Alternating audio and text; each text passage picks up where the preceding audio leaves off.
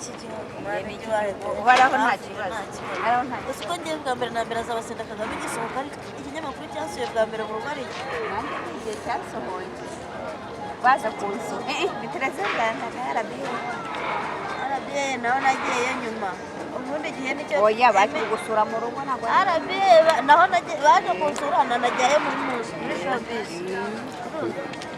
ariko igihe nicyo cyakandagiye mu rugo bwa mbere iyo ni ya ndirimbo yawe irimo niyo ndirimbo ya ndumva ari irimo ni yuyu dore iyo niyo nyiri indirimbo sinakubwiye ngo bajya batwitiranya nese ko tabyambariye nyabugogo bavuze kutabyambaye sha ndavuga hoya uriya ni mukuru wanjye byambarira bishatse kuvuga Mubaze neza mukunde cyane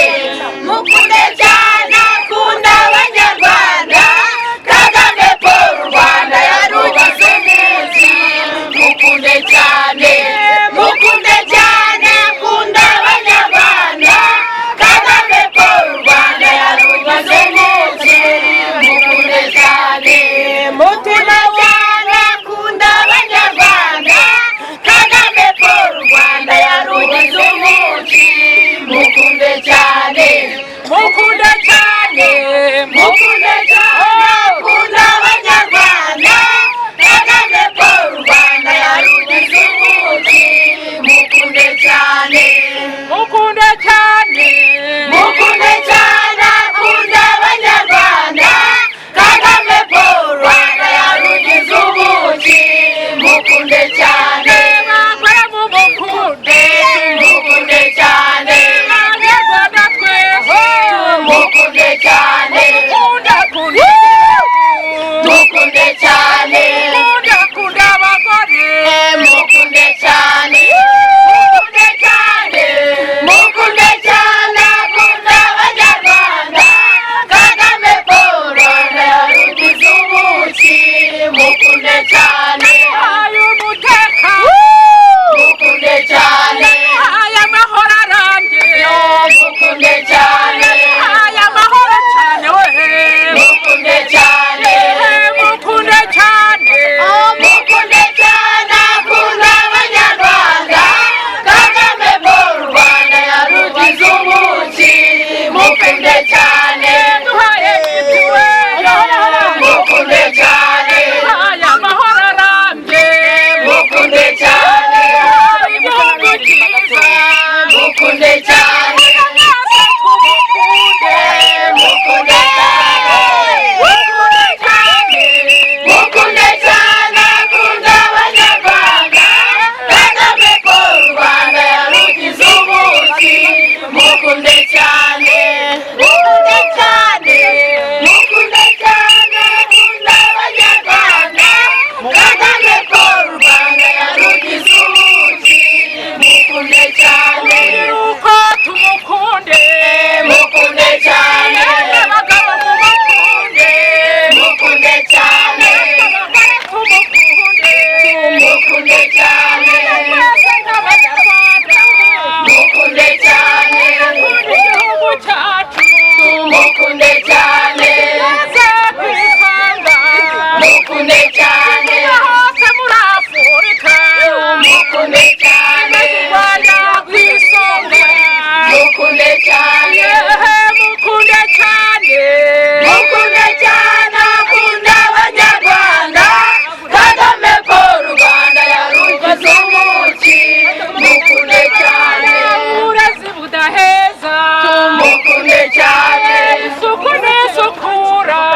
mukunde cyane umutekano uganje mukunde cyane ubumwe n'ubwiyunge mukunde cyane ubundi uwo ni Kagame mukunde cyane wubatse u Rwanda mukunde cyane mukunde cyane mukunde cyane akunda abanyarwanda Kagame Paul Rwanda yarugize umunsi mukunde cyane abana bose ubu bariga mukunde cyane kandi buragaze mukunde cyane umuhungu n'umukobwa mukunde cyane umugabo n'umugore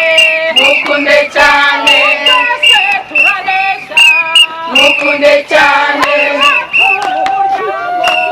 mukunde cyane mukunde cyane mukunde cyane mukunde cyane akunda abanyarwanda kagame Paul Rwanda rugize umugi mukunde cyane wamusanga mukunde cyane wa mbere muri Afurika mukunde cyane wubatse u Rwanda mukunde cyane agatugira mukunde cyane uburenganzira bwa muntu mukunde cyane bose burubahirizwa mukunde cyane turagenda turareshya mukunde cyane ihari iwacu mu muryango mukunde cyane yewe n'imbere y'amategeko mukunde cyane twese turareshya mukunde cyane mukunde cyane mukunde cyane akunda abanyarwanda kagame Paul Rwanda rugize umugi mukunde cyane abagore tumukunde mukunde cyane ababyeyi bamuha impundu abagabo bivuga ibyaro mukunde cyane mukunde cyane akunda abanyarwanda kagame Paul Rwanda yarugize umugi mukunde cyane niho mutima w'urugo ndi mutima w'urugo ndi nyampinga ndi umugore ubereye u Rwanda sinatesha agaciro uwakashubije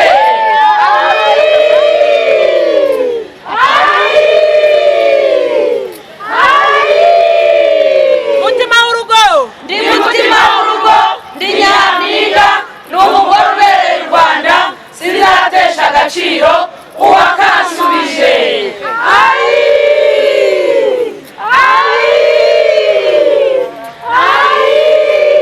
umujyi wa Kigali isuku umutekano umurimo unoze kandi wihuse umujyi wa Kigali isuku umutekano umurimo unoze kandi wihuse Rwanda tuzakugira intajorwa uhorana ijabo no mu mahanga Shaza mihigo za Nyarugenge mwe Rwanda tuzakugira intajorwa uhorana ijabo no mu mahanga niho niho niho urakoze cyane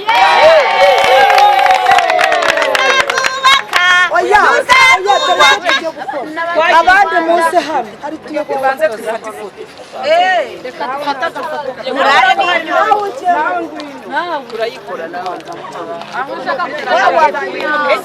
ngaho mwegerane dufate iyo foto muze twegerane bihini isura reka dufate reka biriya dufate ifoto mwegerane mwegerane winjira i Nyamirambo mwese murajyamo mwese murajyamo mwese murajyamo imbere hariya hagati mugume hariya oya mujyemo hariya mujyemo aho ngaho mwese murajyamo bamwe bicare hasi gutyo bwabwana bwagiye bw'abanyeshuri iri gufata berekezeho mwegerane mwegerane mwegerane mwegerane turebe iyo foto ababishoboye baca bugufi aho ayicara niba ubishoboye okay mwambaye neza pe gira inyuma gake fatiraho udahengetse yaje gushakira akazi mutima w'urugo mutima w'urugo ndi nyampinga ndi umugore ubereye u Rwanda sinatesha agaciro uwakashubije mutima w'urugo ndi mutima w'urugo ndi nyampinga ndi umugore ubereye u Rwanda sinatesha agaciro uwakashubije niho niho abagore imbaraga z'igihugu zubaka kandi vuba abagore imbaraga z'igihugu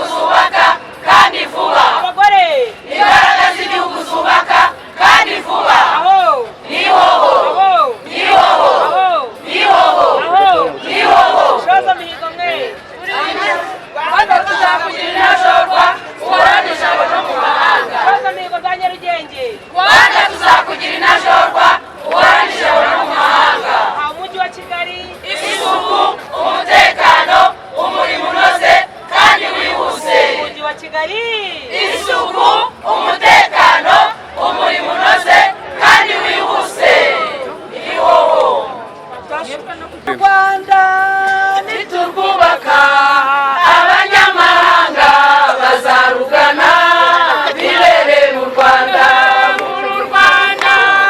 niturwubaka abanyamahanga bazarugana bibereye mu Rwanda abagabo n'abagore nidufatanya tukazamura igihugu cyatubyaye abanyamahanga bazarugana bibereye mu Rwanda uru Rwanda niturwubaka abanyamahanga bazarugana bibereye mu Rwanda dushyirahamwe twese uko tungana tukazamura igihugu cyatubyaye tukakizamura kikagera ku isonga abanyamahanga bazarugana bibereye mu Rwanda uru Rwanda niturwubaka abanyamahanga bazarugana bibereye mu Rwanda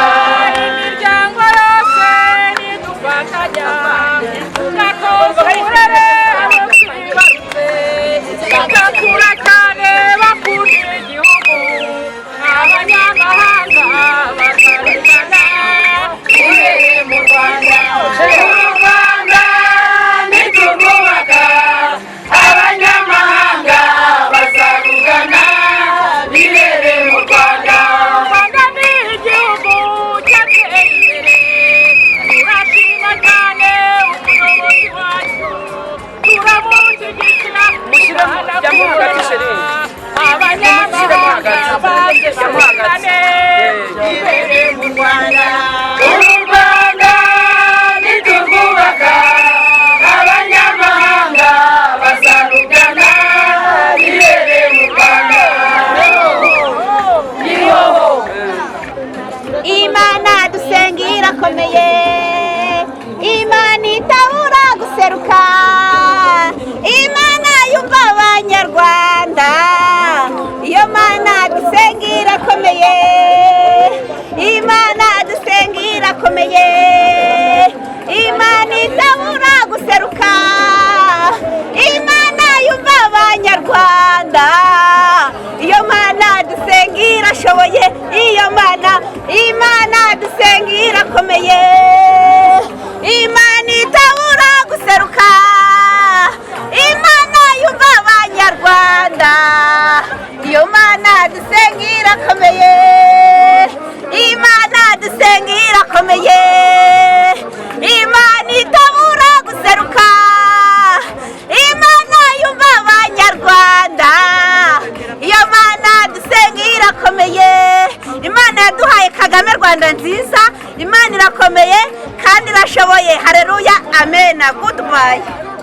azabatsinda Kagame yarukuye ku muheto n'ababunze amagambo byari byabona asa n'uwavuye mu ijuru yatumwe ku banyarwanda ngo yuhagire uru Rwanda azabatsinda Kagame yarukuye ku muheto n'ababunze amagambo byari byabananiye suhuza abantu gusabirana ndabashubije mwese abanyarwanda bose nabashubije muri rusange by'umwihariko uyu munsi mfite indirimbo nayo nahimbiye isiganwa ry'amagare indirimbo yitwa Udushya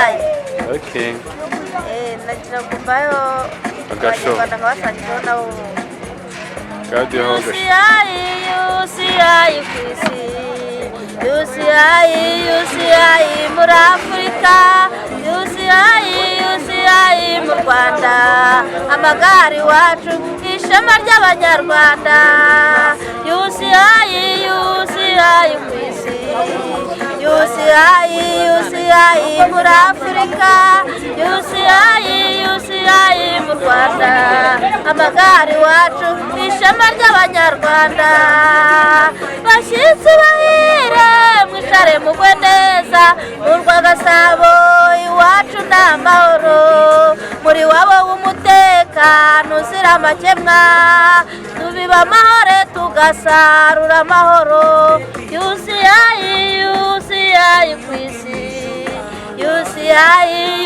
UCI muri Afurika, UCI mu Rwanda, amagare iwacu ishema ry'abanyarwanda, UCI ku isi, UCI muri Afurika, UCI mu Rwanda, amagare iwacu ishema ry'abanyarwanda. n'ababa hanze y'u Rwanda, muri Amerika, Tanzania, Afurika, hose ndabasuje cyane, turishimye. Ni Kagame Rwanda nziza nk'ibisanzwe. Rero murakoze, turabakunda cyane.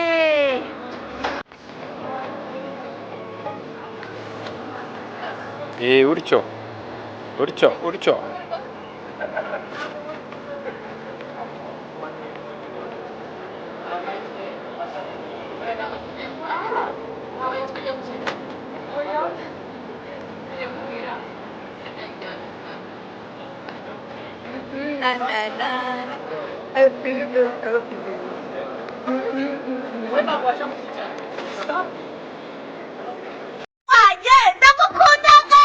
Ndagukundaga Perezida Rwanda nziza. I love you Perezida Rwanda, uwacunguye abanyarwanda. Isiganwa ry'amagare ryiza ku isi rizana u Rwanda ni iby'igiciro kandi ni iby'igikundiro, twarishimye. Hari abantu bari kumbaza amazina yawe. Nitwa Nyiragasigwa Vestine, nkaba ndi umuhanzi mu njyana gakondo. Ubwo rero nanjye nkaba naraje kwishimira iki gikorwa cy'isiganwa ry'amagare. Ni ukuri ni umunezero mwinshi cyane nk'uko nakomeje kubibabwira, kandi n'ibitangaza kubona iki gihugu cyacu cy'u Rwanda, isi yose yemera kwizera ikaza mu Rwanda. Ni ukuri ni iby'agaciro gakomeye cyane ku gihugu cy'u Rwanda. Mba sinzi ukuntu nabivuga, hari igihe mbura n'ikintu mvuga. Tumaze iminsi mu munezero, twarishimye. Ni ukuri turashimira ubuyobozi bw'u Rwanda buba bwagize uruhare rukomeye kugira ngo ibyiza nk'ibi ngibi bitugereho. Imana ibahe umugisha.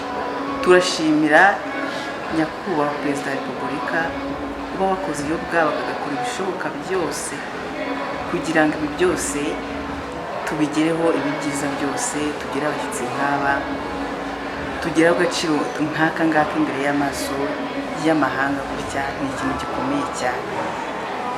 Nta kindi rero ubwo nasoza mbabwira, mukomeze munezerwe. Uyu munsi no kuyasoza, ni karibu ababashije kuhagera n'abandi bari mu nzira bihute. Dufite ibyishimo byinshi cyane uyu munsi, nta kindi kintu nababwira usibye umunezero gusa. Imana iduhane umugisha. Murakoze cyane. Na mugenzi wawe nakwegere, niba yasoza abantu nakwegere. Ndabashuruje muri rusange, mugira amahoro. Yego. Njye nitwa Musengamana Beata. Ubanze iyo wumvishe Musengamana Beata bahita wumva nkazabatsinda Kagame. Nuko nibyo ngibyo, ayo mazina yose ni ayanjye. Azatsinda Kagame yarukuye ku muheto, n'ababunze amagambo byari byabananiye. Intumwa y'Imana asa n'uwavuye mu ijuru, yatumwe ku banyarwanda ngo yuhagire uru Rwanda. Azabatsinda Kagame yarukuye ku muheto, n'ababunze amagambo byari byabananiye. Ni ibyo ngibyo niyo banziho cyane. Ariko uyu munsi kubera ibyishimo dufite, kubera ibirori dufite mu Rwanda, kubera uyu munsi ni umunsi w'ubukwe. Tumaze iminsi turimo twaritse abageni, none uyu munsi turasoza. Uyu munsi ni umunsi wo kwishimira. Niyo mpamvu rero njyewe n'uyu mugenzi wanjye Nyiragasigwa Vestine twarebye tugasanga uyu munsi nawe tugomba kuwushakira indirimbo ijyanye nawo, insanganyamatsiko ya UCI mu Rwanda. Turavuga ngo reka nawe tuwushakire indirimbo. Rero turayifite, dufatanyije, twasohoye muri iki cyumweru y'amagare.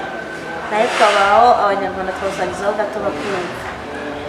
UCI ku isi, UCI muri Afurika, UCI mu Rwanda, amagare iwacu ishema ry'abanyarwanda.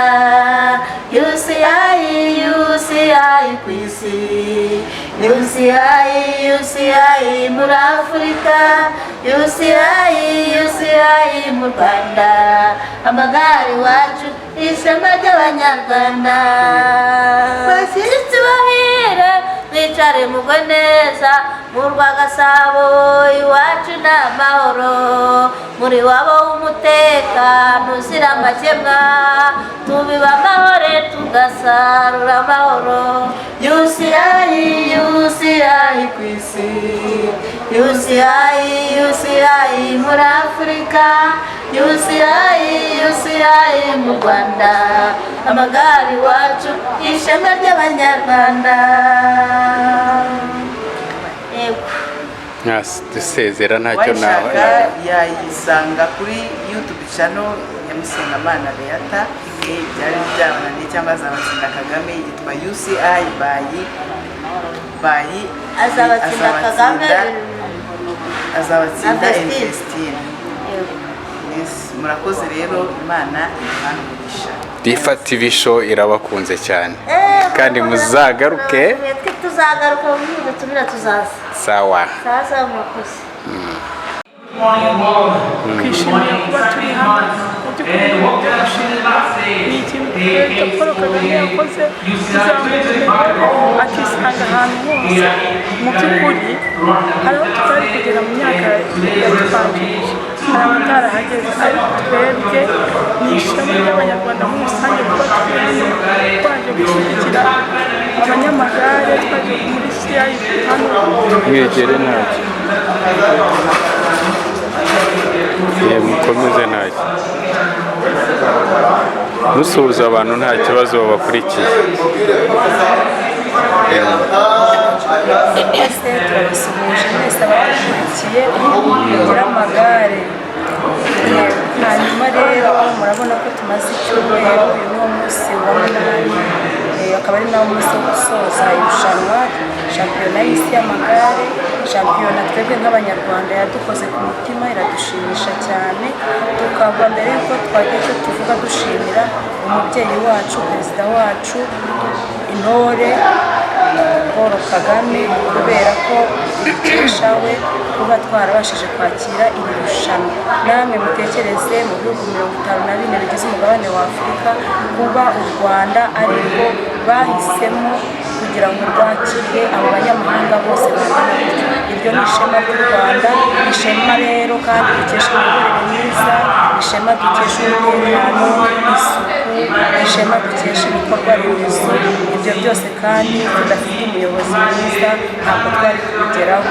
None rero Banyarwanda mudukurikiye, Banyamahanga mudukurikiye, mwese mwumve ko u Rwanda rwacu kwakira shampiyona ari iby'agaciro, byahaye u Rwanda kumenyekana ku isi. U Rwanda amahirwe menshi y'Abanyarwanda, amahirwe atandukanye, baba bikorera ku giti cyabo, baba twebwe Abanyarwanda dufana twese. Murebe umwuka ni mwiza ku mihanda, Abanyarwanda barishimye, ahantu hose muzenguruka mwitegereze murebe, byose turabikesha imiyoborere myiza. Nyakubahwa Paul Kagame, warakoze, tukuri inyuma. cyangwa musezere dukomeze umunsi w'amagare. Dusezera turashishikariza abantu bose kujya ku masite bari abaturage b'umujyi wa Kigali, aho amagare ari bunyure, tugafana turi benshi, tukazamura idarapo ry'igihugu cyacu, tukagaragaza urukundo, tukagaragaza Abanyarwanda ko twishimiye abashyitsi bari mu gihugu, tukagaragaza ko hari imiyoborere myiza, tukagaragaza ko nta kibazo dufite namba, tukishima, tukazamura idarapo ry'igihugu cyacu. Rwanda hejuru cyane, hejuru cyane, hejuru. Bye bye, murakoze. Komercial. Uyu munsi rero ni umunsi w'ibyishimo, twese Abanyarwanda twishimye, biratunejeje cyane kuba turi hano muri Convention Center, aho turi gufana igihugu cyacu cy'u Rwanda. UCI yaje hano mu Rwanda iwacu, ni iby'agaciro cyane ku buryo umuntu atabona ukuntu abivuga. Turashimira imiyoborere myiza, umuyobozi wacu by'umwihariko His Excellency Paul Kagame. Ni natwe nk'abanyarwanda bizi ko abantu benshi intwari kugira ngo batekereze kugira ngo hano muri Afurika by'umwihariko mu gihugu cy'u Rwanda ni ukubera imiyoborere myiza ni ukubera icyo bamubonyemo rero twese nk'abanyarwanda ndifuza ko twaharanira kugira ngo igihugu cyacu kinezeza abantu n'ibintu byose bizaba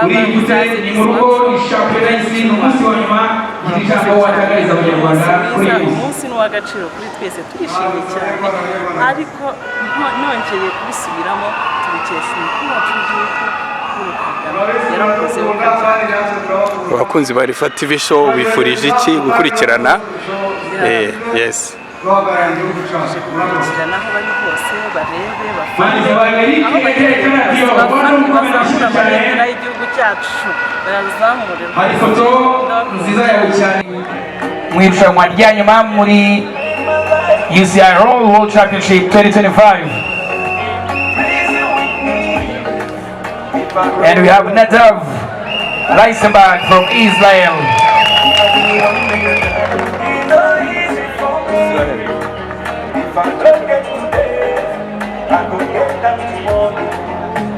And now Kigali, let's welcome Team Guatemala. Team Guatemala. Guatemala in the house here today for this World Championship event. And we have 137 Gonzalez Chumil.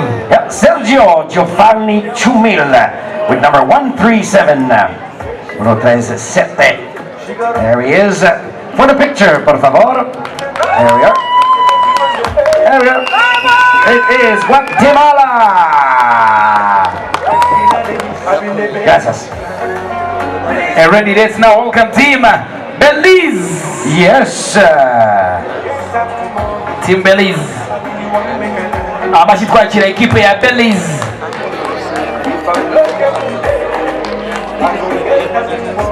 It's number 143 and it's Yvan Gonzalez.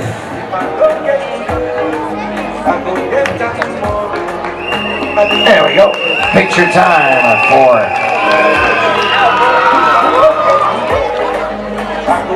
and now let's welcome Team Grenada. Let's put out our hands together for Team Grenada.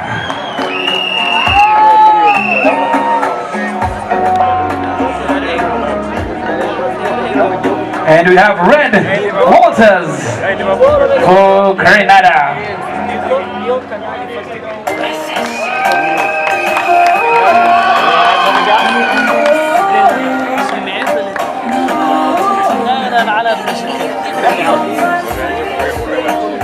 Go ahead, my friend. Let's go, Randy. And now let's welcome Team Uganda. Tubakira abaturanyi bacu ku Uganda rero. Team Uganda. And we have Kagimu Charles from Uganda. Let's pause for the picture. Yeah. Thank you so much, Charles. Kagimu.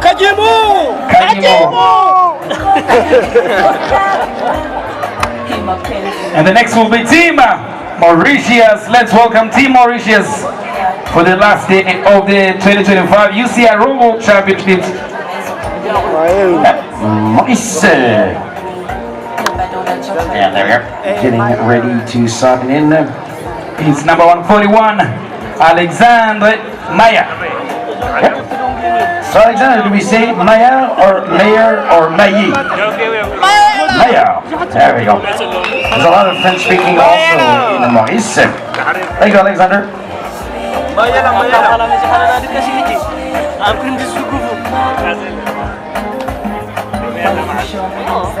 Ready, let's welcome Team Thailand. Team Thailand. Amashi twakira equipe ya Thailand. Yep, we have one rider for Thailand here today. And they will come and sign in with the number 133, if I'm not mistaken. Yep. Number 133 is 133 for Thailand.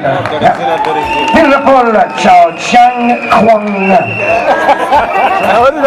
Ready to sign in for Thailand. Team Thailand. And now let's welcome team Uzbekistan. Twakira ekipe ya Uzbekistan. Amashi twakira Uzbekistan, ladies and gentlemen. Yep. Uzbekistan. Murajan Kalmuratov. And he is number 135. 135.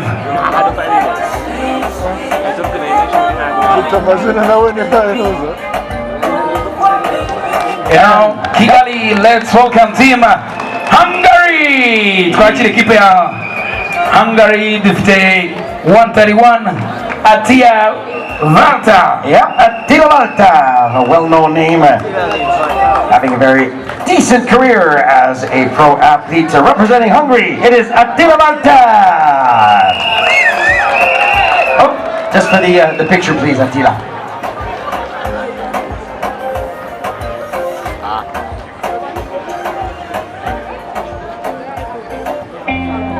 Okay, let's welcome our next team. It will be La Roumanie, Romania, with Matthew Denis Piciu, Romania. Yes, don't forget to sign in, please, sir. Thank you very much.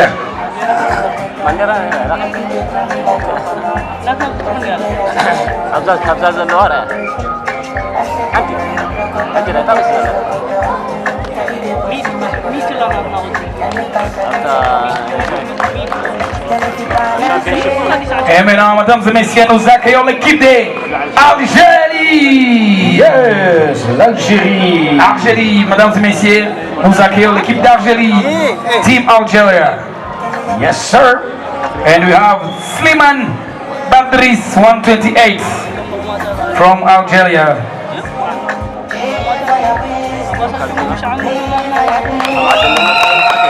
Algeria.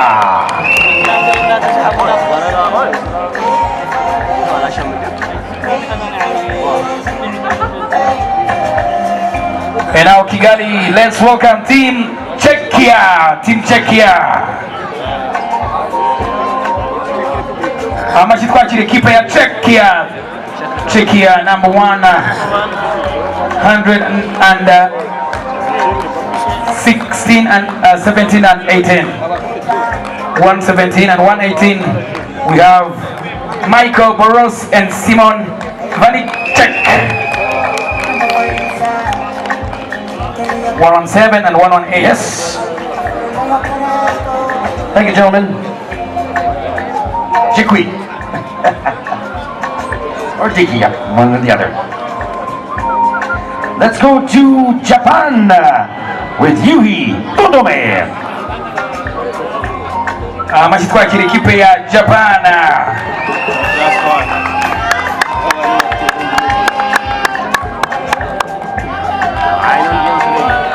Japan.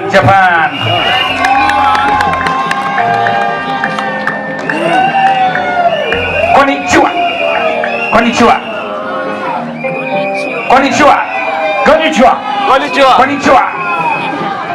Hello. Have a nice day.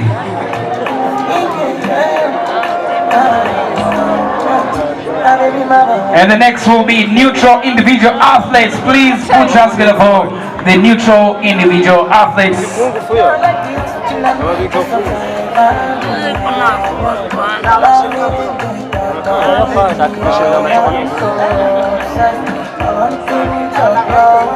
There we are. Coming and signing in, and to the center for the picture, please, sir. There we are. Athletes, individual, neutral team. This way, please, gentlemen. Oh. Not much we can do. We're not going to go grab them by the neck, okay?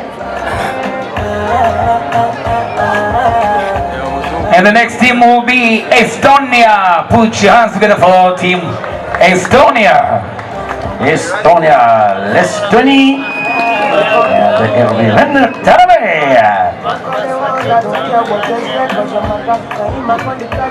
Thank you then. For the picture. There we go. Cheers for Estonia. Thank you, Ben. Have a good day.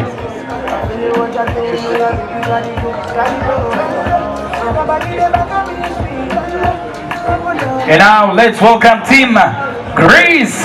Twakire abagerekire rero nabo baje gusoza umunsi wa nyuma, and we have Mikhail Nikolaos Drakos from Greece.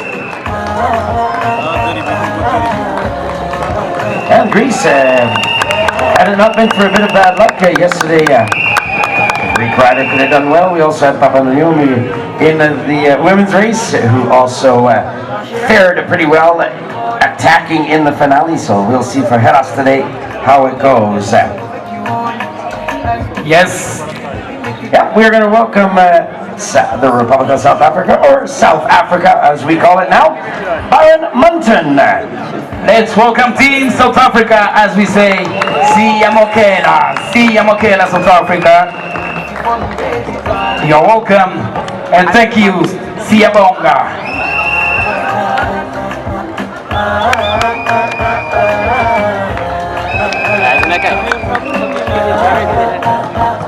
And now let's put your hands together for Team Mongolia. Team Mongolia, ladies and gentlemen. Twakire equipe ya Mongolia. Team Mongolia is here for 267.5 kilometers.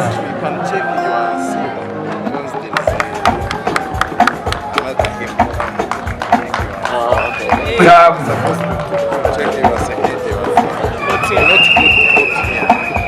Mongolia, Team Mongolia, all the best. Thank you.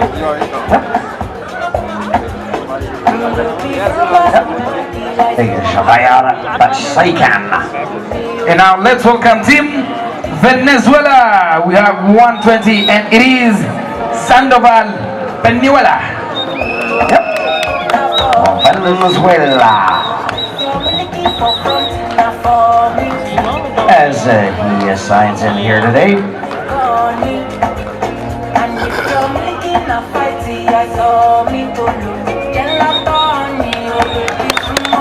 Please put your hands together for Venezuela, Penuela, Sandoval.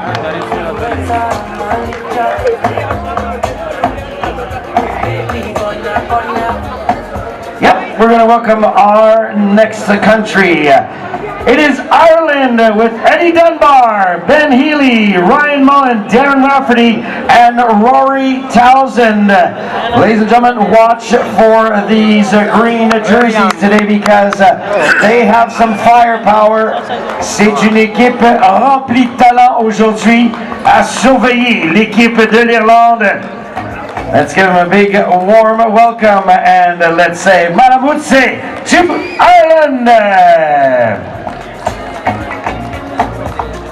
Yeah, and part of them, Ben Healy with a stage at the Tour de France this year. Stages at the Giro, Basque Country also this year, second in the Amstel Gold. Right up there, it is Team Ireland, everybody, l'équipe de l'Irlande. Thank you, gentlemen. Oh, there's a lot of interest for Ireland, and for good reason. Oh yeah, thank you, gentlemen. Have a good one. Best of luck. It is Team Ireland. Have a good one, gents. We're going to go now with Mexico. Le Mexique, qui va s'amener au contrôle des signatures. Yep. Well, talk it to the signing, please, gentlemen. Yes, well, we were talking about teams to look for here today.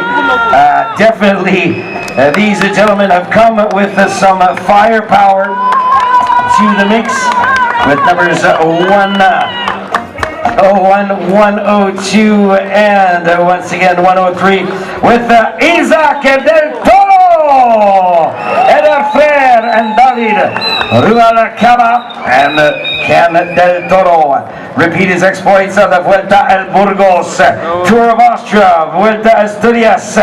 Ladies and gentlemen, there is Team Mexico riding at altitude, not a problem for these gentlemen. Best of luck, Mexico! Muchas gracias. with Del Toro, once again winning the very difficult Milano-Torino earlier this year. And who do we have next? We after Mexico, we now welcome Team Colombia. Team Colombia. Colombia. We have some Colombian flags there. We have Egan Gomez Bernal. We have Brandon Vegas Rivera, Harold Kanakue Titaj Atejeta, and Walter Adzate Vargas from Colombia. Egan Bernal, winner of the Tour de France, the Giro, the Paris-Nice, Tour de Suisse, stage winner, and he is well accompanied, as you said, with Rivera, Talleda, and Vargas. With this team absolutely gunning for Bernal, probably 4 riders. The heat, the altitude, once again, not going to be a problem for Colombia. And lead and block some fans. Muchas gracias, gentlemen. Having a good race. Best of luck there.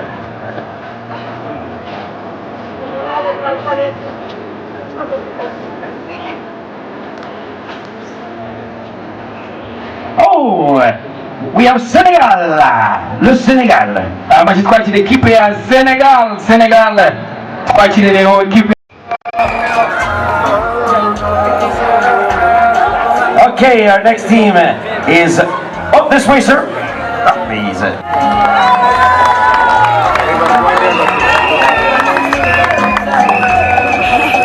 And for Anatoly, signing in with number 134 from Ukraine, Anatoly.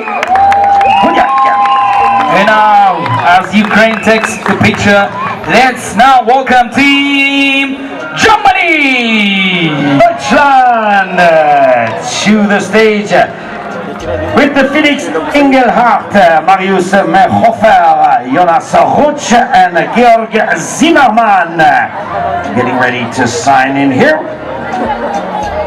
It's number 94. And Udushya picking up 6th at Paris-Roubaix this year with a strong ride. 5th for them in the mixed relay time trial. He picked up he was over his career. He'll be riding once again alongside of Felix Engelhardt, Marius Merhofer, and Georg Zimmermann, Deutschland. Okay, just. And now Kigali, let's put our hands together for Team Slovakia. Yep, Martin Zverchek for Slovakia. Zverchek with 1-2-1.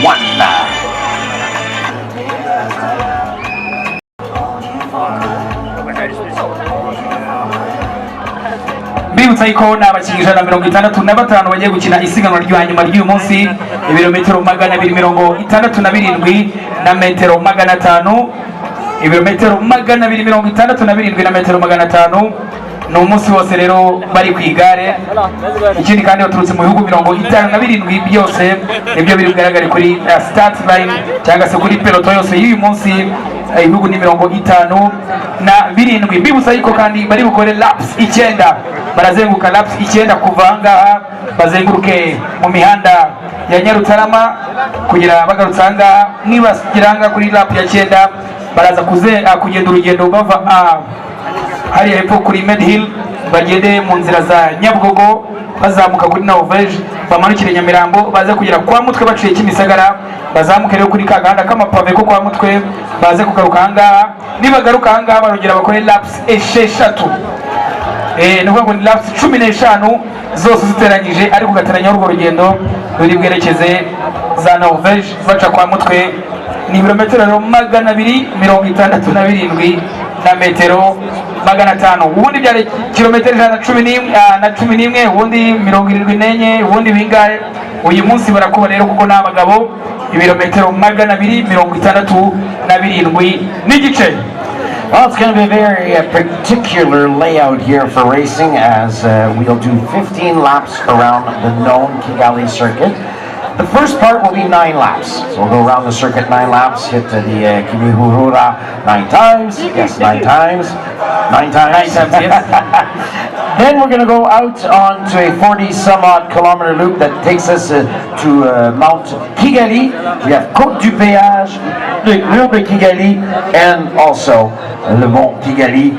Added in that little circuit, it's going to add a bit of elevation gain, part of the 5,475 meters of climbing over the 267.5 kilometers of this elite men's race of the UCI Road World Championships. Kigali 2025, then it's not over, Brian. We come back and we do 6 more laps around the circuit. Well, let's go. Let's welcome Portugal. And everybody together, let's say Bon dia. Bon dia, Portugal. I can see the flag.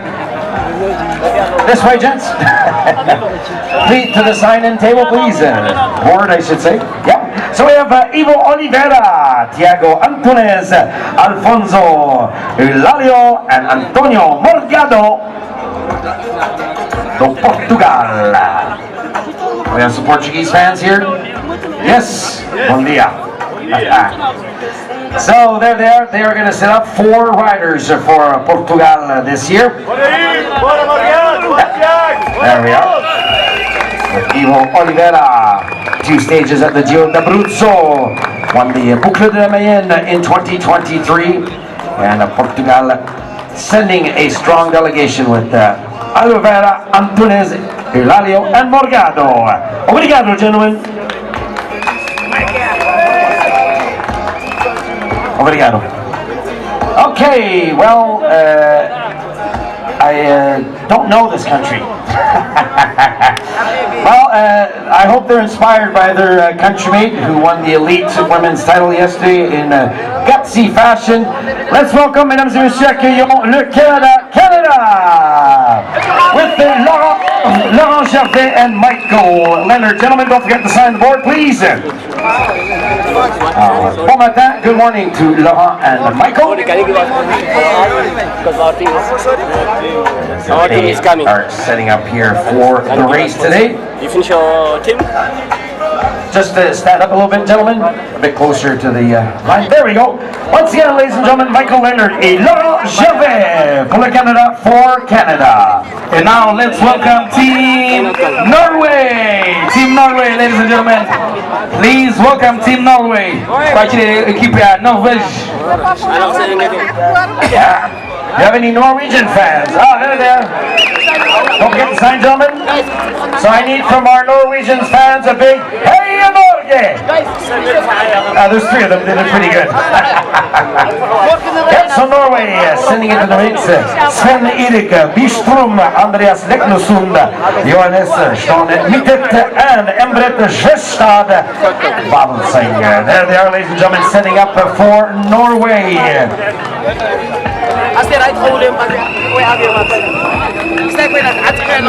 we go. And let's say good day. Good day. Tusen tack. Yeah, that's right. Good. Pretty good. He's pretty good, man. Good tack. He's international. Mr. Brian International. Tusen tack, gentlemen. Best of luck. Have a great race. It is Team Norge. Good day. Hey, guys. Oh, we go from Norway, and we go a little bit further down in Europe, and we are going to welcome, please say, Maramutse to La Suisse, Switzerland, Suisse, Schweiz. And they have been a busy nation. They held the UCI Mountain Bike World Championships in Valais just a few days ago.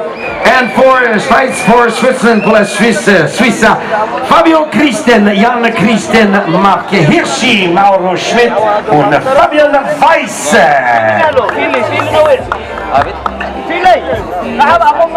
And a good run for Christen and the company who picked up the bronze medal in the team time trial mixed relay for Schweiz.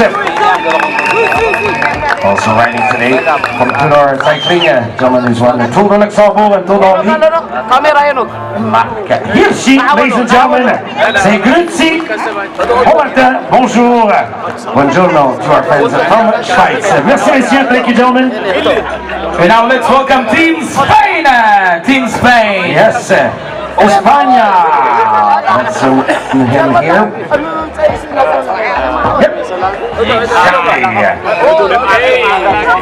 Well, España, once again, they will be one of the teams to watch.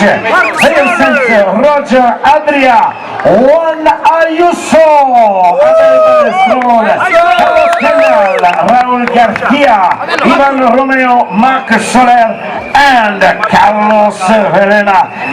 Ladies and gentlemen, watch for these guys. They can climb. The heat is not something that's going to bother them, believe you me, and they've proven with the riders like Ayuso this year with the win of Tirreno Adriatico. Resulta Basket, 2 stages at the Vuelta. Ladies and gentlemen, Team Spain, España! Muchas gracias. Muchas gracias. Have a good race, gentlemen. A lot of firepower on this team. Best of luck.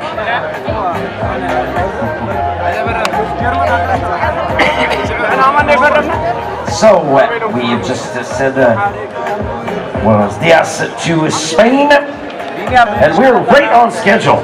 Yes, and now let's welcome Team Ecuador. Yes, Ecuador with the Jonathan Zaistero, the Olympic champion Richard Carapaz, and Harold Lopez. And not only a win at the Olympics for the Ecuadorian in 2021, won the Giro d'Italia in 19, Tour de Suisse in 21. Last year in 2024, he was the KOM of the Tour de France. Give it up for Richard Carapaz and Ecuador. Zaistero, Lopez, Carapaz. Muchas gracias.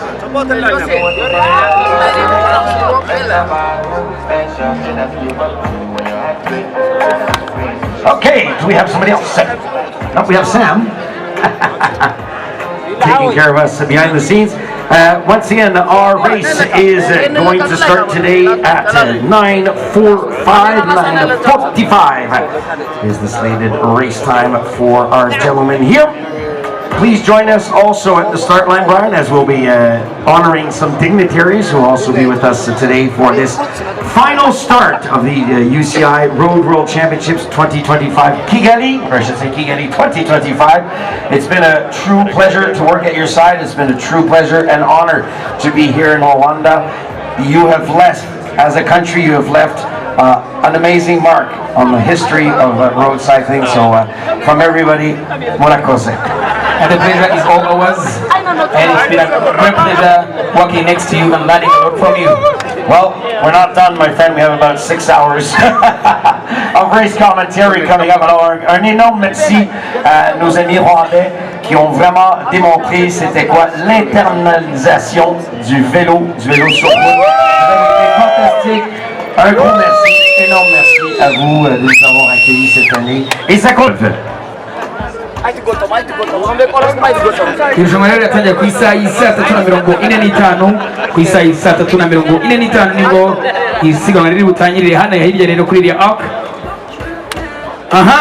Ladies and gentlemen, before I introduce this nation, please, Kigali, put your hands together for the African giants, Eritrea!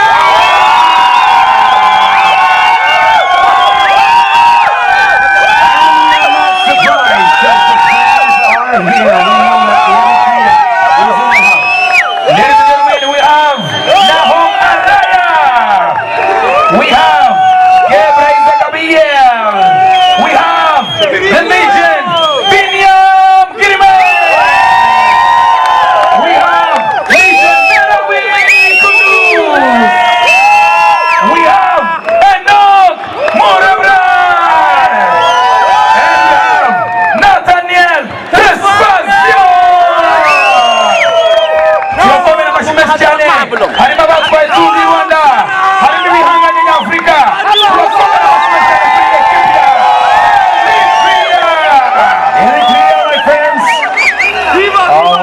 good. Thank you, gentlemen. Viva, viva! Viva! Gentlemen. Yep.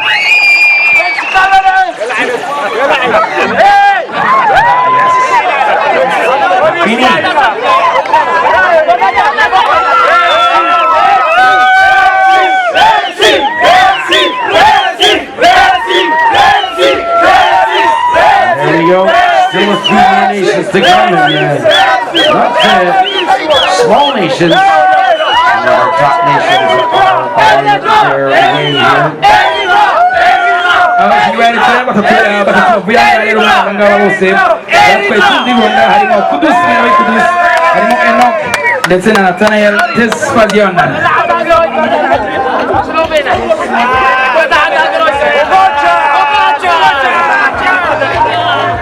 Eritrea, are you ready? Make some noise one more time! And we are going to welcome now from Africa. We go over to North America with the team United States of America. With the Will Barta, Luke Lamperti, Quinn Simons, Kevin Vermarke, and Larry Wallace for Team United States of America. L'équipe des États-Unis d'Amérique.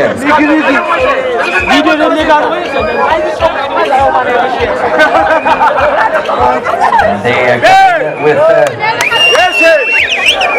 Quinn Simmons, who's just coming off a third place on the podium on a huge climbing affair at the Grand Prix Cycliste de Montréal, where he battled with the UAE boys to pick up third. And there we are, ladies and gentlemen, Team United States of America, l'équipe des États-Unis d'Amérique.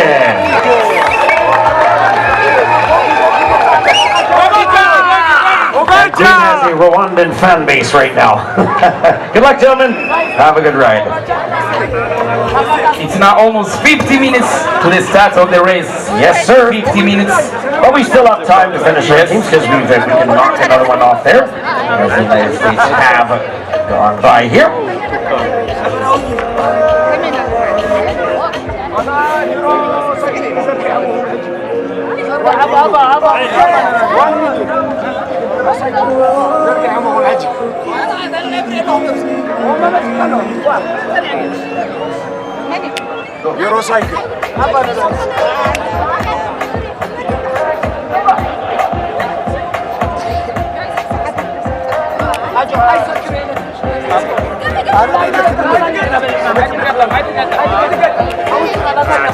Uyu ni umunsi wa nyuma, ni umunsi wa munani wa UCI Road World Championships ahangaha i Kigali.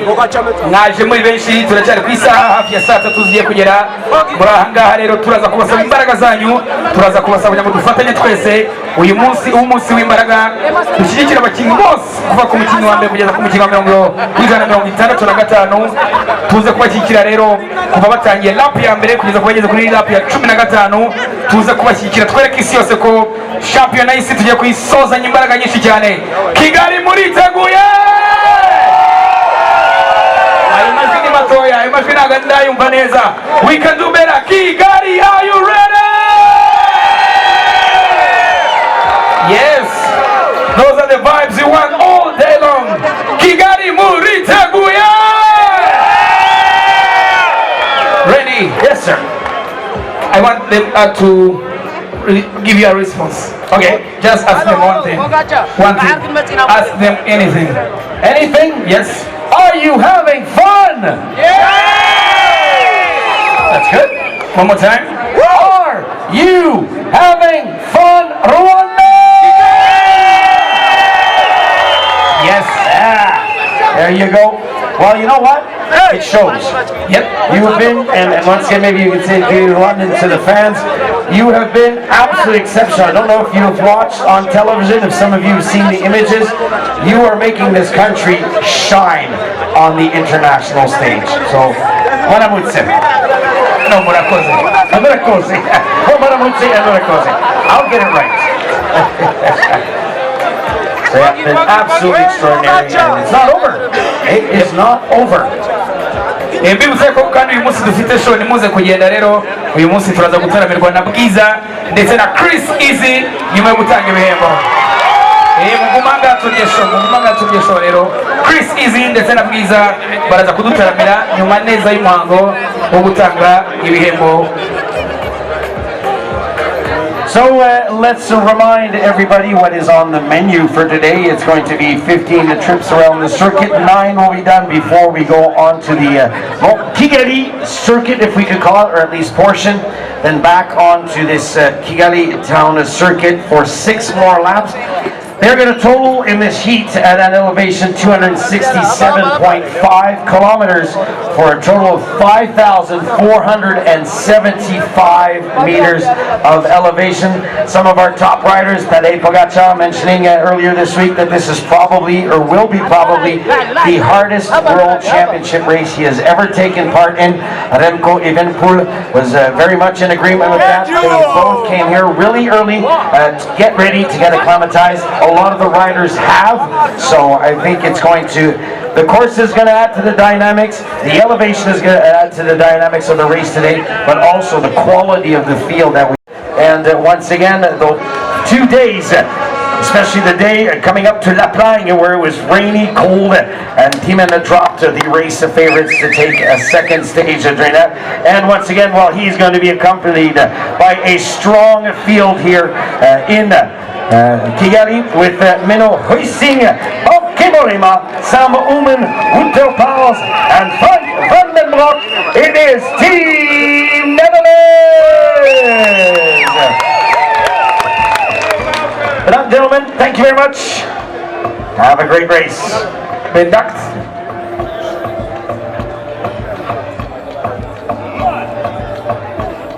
Well, that's going to be an interesting one. Now we go from Europe down to Australia. And for Australia, lining up today, we'll have Chris Hamilton, Jai Hindley, Damien Housen, Michael Matthews, Lucas Plapp, Caleb Scottson, Michael Starr, and Jay Varman.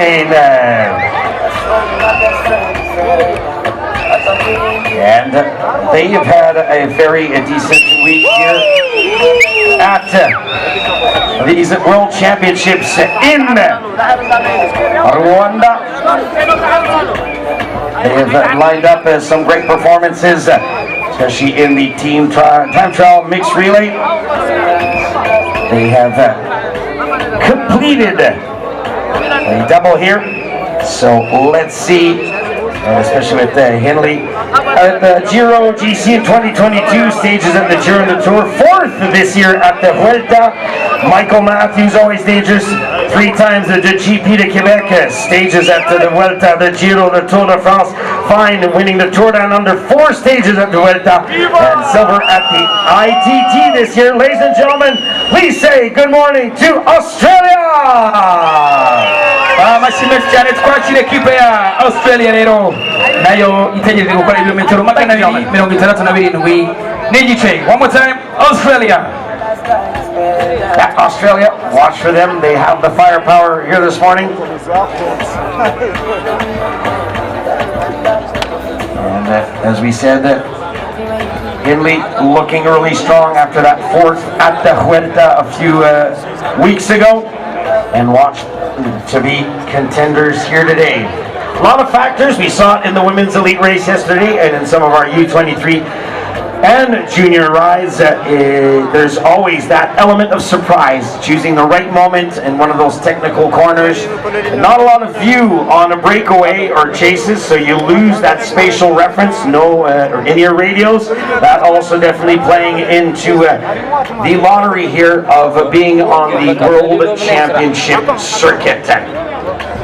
And now we are going to welcome a team that also comes here well prepared with a good group of fighters, climbers, experienced riders, and some newcomers. Mesdames et messieurs, ladies and gentlemen, on dit bon matin to France, la France! Amashimwe cyane twakira ekipe y'Ubufaransa irimo n'umukino watwaye umudari wa zahabu. N'oubliez pas de signer, messieurs. On signe en premier. Merci beaucoup. Yeah, France with a lot of depth here this year. Bringing in Julian Alaphilippe, coming off a win at the Grand Prix Cycliste de Québec, Louis Barré, Julien Bernard, Jordan Gégard, who had an amazing Tour de France this year. Valentin Madois stating that he is in great shape. Valentin Parapintre winning some stages also. Paul Sexas celebrating a birthday this week, c'était son anniversaire cette semaine. Et bien sûr, l'expérience rajoutée de Pavel Sivakov pour la France aujourd'hui. Tenez-vous bien, c'est une formation à reconnaître et à respecter sur les routes ici de Kigali. Et Kigali Mamonia à la Philippe. Bougez pas, monsieur, bougez pas. On reste, on ne bouge pas. Juliane, bon matin messieurs, content de vous voir. Joyeux anniversaire en passant, quelques jours en retard. Juliane, tu arrives de Québec où tu as brillé sur ce nouveau parcours. Ça a dû donner des ailes un petit peu, comme on dit, pour ces mondiaux. Ah oui, bien sûr, Victor, ça fait toujours plaisir et on est super motivés. On a vraiment une belle équipe, on aime le parcours et on a envie de donner le maximum pour aller chercher un bon résultat ici, donc tout le monde est en forme et ça c'est le plus important. Ce qu'on remarque aussi avec l'équipe de France, il faut se l'avouer, c'est un bon mélange d'expérience, de jeunesse et surtout des coureurs ferrés en matière de grimpe. Alors toi, ton analyse de ta propre formation? Moi je suis super content. Attention à ce que tu dis, hein, il te regarde et t'écoute. Je suis super content parce que voilà, comme vous dites, c'est un mélange de coureurs d'expérience avec qui j'ai eu l'habitude de faire plusieurs sélections, mais aussi des nouveaux venus comme Jordan, Louis, et puis à ma gauche Paul qui est vraiment notre nouveau talent en France, donc il est là pour prendre de l'expérience et se faire plaisir. Donc comme j'ai dit, on a une super belle équipe et on est motivé à donner le maximum les uns pour les autres. Ben, bonne chance, 2 fois champion du monde déjà. Est-ce qu'on en rajoute d'autres avec un maillot irisé cette année? On saura. Ladies and gentlemen, c'est l'équipe de France, Team France!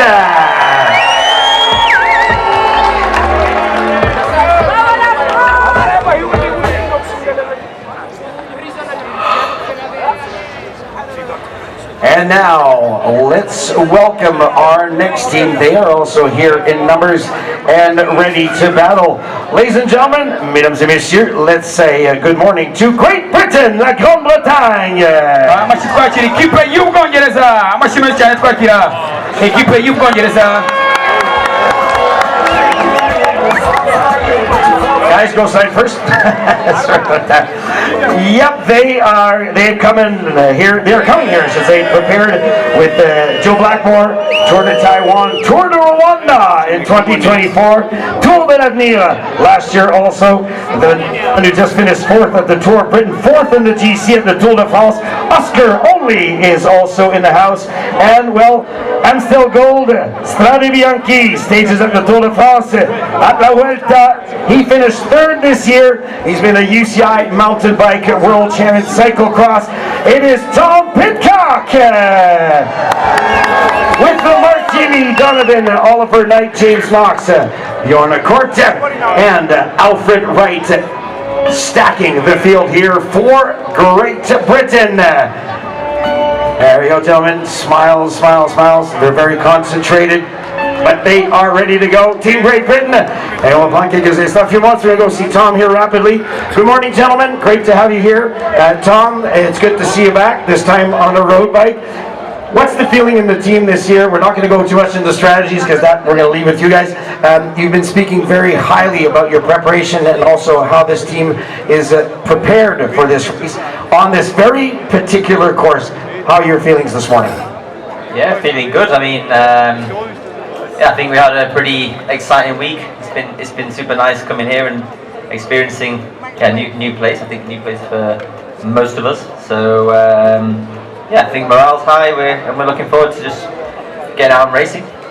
Watching the races this week, as I'm sure you've taken some time to analyze what has happened, especially in the women's race, is there a key factor that stands out, something that you need to pay attention to on this type of course? I think what I've seen is the last laps, everyone is suffering, and perhaps the differences haven't been made earlier than initially you would think looking at the course. Well, thank you very much, gentlemen. All the best. You are ready. It's Team Great Britain, l'équipe de la Grande-Bretagne. Cheers, guys. Thank you.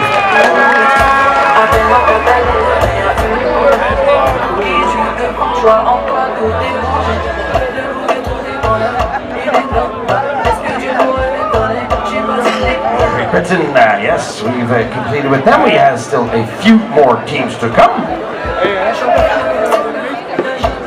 Okay.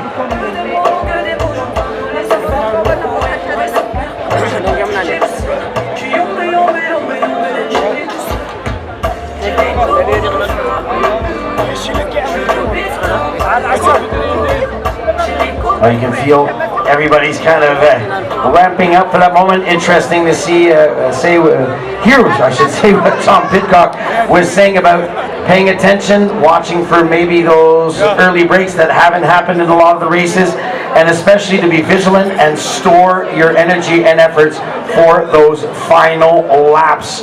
And we shall see probably with this next team, they will be faring very well in that matter. Well, ladies and gentlemen, let's welcome with the big, who is it? It's Team Slovenia! Participaci di Team Ufite numero Yambere! Now Dini! Team Slovenia! With Tadej Pogacar, Galvia, Matej Kulaka, Luka Mezgec, Matej Mohoric, Doran Novak, Jaka, Primož Roglič, and Martin Zuma! Well, right there, Pogi, 4 Tour de France, 21 stages, 2024, defending world champion, and much, much more. A winner of 170 stages on all 3 tours. He was a U23 world champion back in 2013. Matej Mohoric, 4 times winner of the Vuelta, 15 stages, 2 Tirreno Adriaticos for Primož Roglič.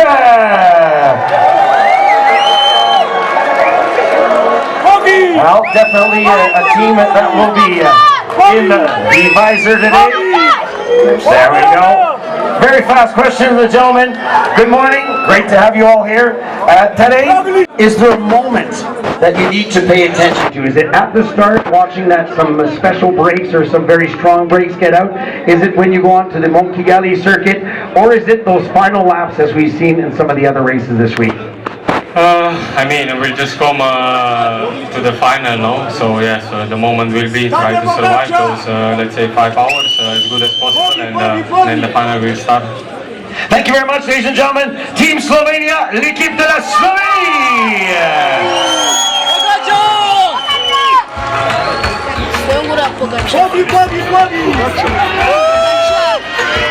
Yep, Slovenia, well prepared, very ready, have brought a lot of experience, and also they have a few cards to play if something goes wrong, maybe with... Yep, Denmark, also a force to reckon with all the time. And we are going to welcome for Denmark Anton Chalming, Anders Foldager, Asbjørn Helmos, Mikkel Eri, Christopher Jensen, Mathias Helmos, Alexander Kamp, and Kasper Pedersen, who just won this year a bronze at national championships as Helmos. Tour de Suisse and still gold. Does anything else need to be said about this rider and his team? Well-rounded group of riders here for the Kigali World Championship. Gentlemen, we're just when you're done with your shoes, just scooch over a little bit that way so we can send you for the photographers. Thank you, gentlemen. Thank you very much. Ladies and gentlemen, mesdames et messieurs, l'équipe de Denmark, Team Denmark.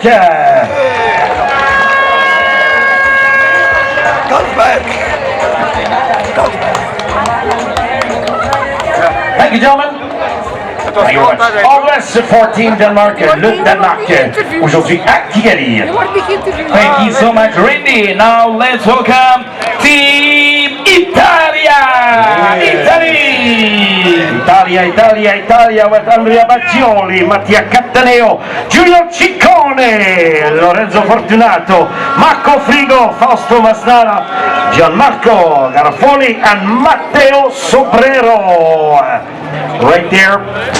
Another well-rounded group. Ciccone, 3-time stage winner at the Giro. Polka Dot at the 2023 Tour de France. Second at Liège, Bastogne, Liège. After that, once again, at Cataneo, 2 stages at the Giro and Tour de France. Third at the TT National Championships, and they are going to be looking to a very strategic race. Will Ciccone be their man today? We will find out in a few hours, as Italia has brought also a strong team to Kigali. Let's give it up for Italia!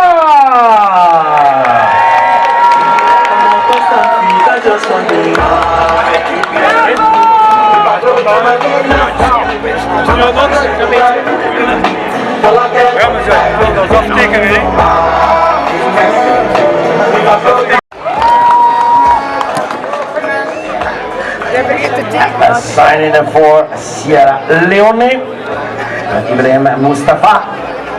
164 and 165. As they will start today, part of our field of 165.57. So the general consensus from our riders like Roglic, also earlier on with our riders from France, is to pay attention and to manage the output of effort, because it's going to be a strategic race, a very difficult one, as we say. Thank you to Sierra Leone. So everybody agreeing that once again the course of utmost importance, and they know that the field is very, very stacked in talent and savoir-faire, as we say. Well, we are still waiting for what we have. One more team, maybe 2, one smaller nation and one definitely a nation. Milan van Willer, Florian Vernice and Luis Vervac.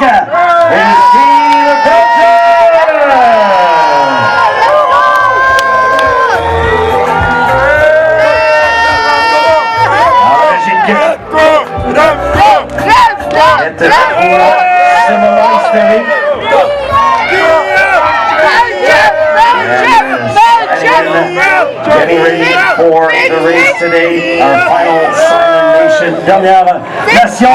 Mesdames et messieurs, please say, voilà vous say to Belgium, Belgique!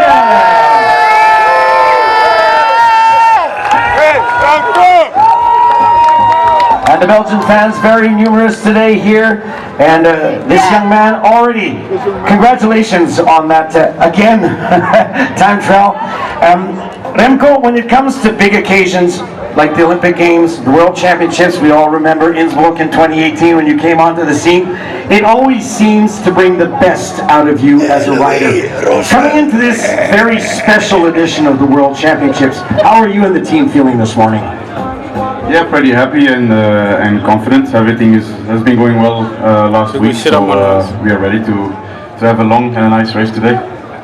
You've come with a very well-stoked team, as we say. Have you done anything special, apart from getting here to Kigali a bit earlier than we would for World Championships? Have you aimed and prepared in a different way for this course, for this altitude, and for this heat? No, actually just normal stuff, things that we're used to do all season. Just, of course, there's a little bit more of tension during the preparation because, you know, it's the World Championships. So yeah, it's always a special occasion to have such an important race at the end of the season. And yeah, like you said, we have a very strong team here. Everybody's in good shape, so we're going to make the best of it. Oh, we know you will, and congratulations once again on your title. Ladies and gentlemen, for La Belgique, Belgium!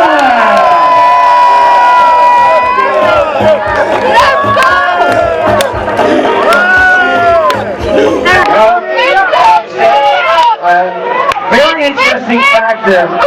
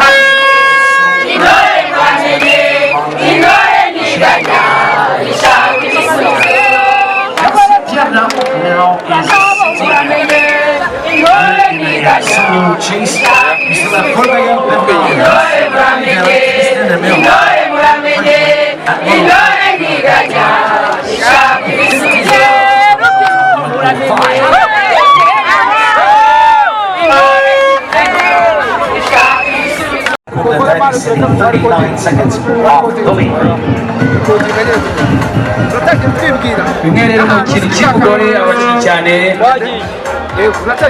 ni ubushyuhe cyangwa se izuba murabona yuko igikomere abakinnyi bamwe na bamwe nka Philippe umufaransa rero unafite uyu mudari wa zahabu naje kwifatikanya n'abanyarwanda muri rusange biri kugana ku musozo waryitabiriye inshuro zingahe muri iki cyumweru?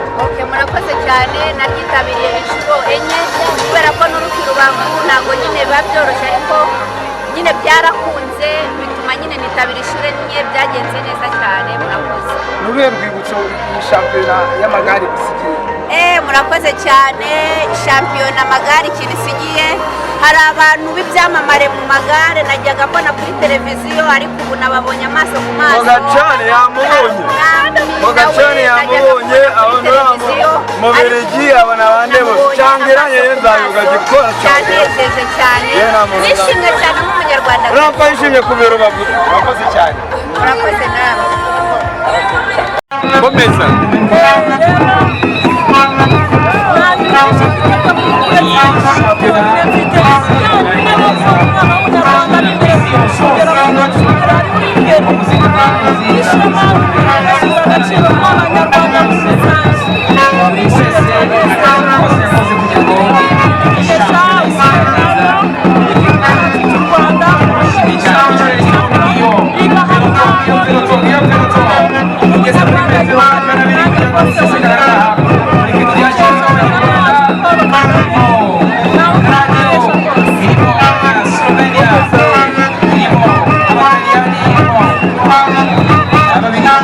Reba icyo ubwira abanyarwanda.